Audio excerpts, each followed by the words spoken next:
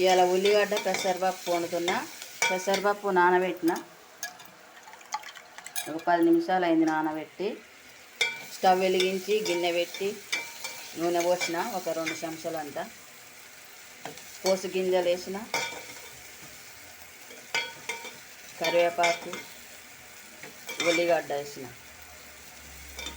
ఒక 2 పచ్చిమిరపకాయలు, పసుపు వేసిన. ఉల్లిగడ్డలు మగ్గినాయి. పెసరపప్పు వేస్తా.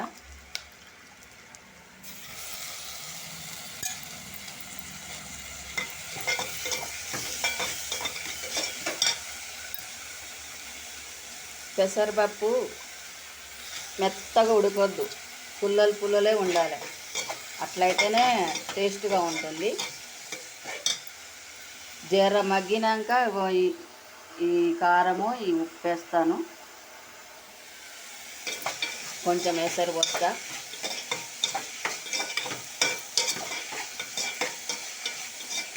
మంచిగా రుచికరమైన పెసరపప్పు ఉల్లిగడ్డ తయారవుతుంది. మెత్తగా ఉడకనియొద్దు, మెత్తగా ఉడకనిస్తే టేస్ట్ పోతుంది. ఇట్లనే ఉండాలి, పుల్లలు పుల్లలుగా. కొంచెం మగ్గితే సరిపోతుంది. ఉప్పు కారం వేసి దించితే అయిపోతుంది. ఉప్పు కారం వేసినాక జరసేపు మగ్గినాక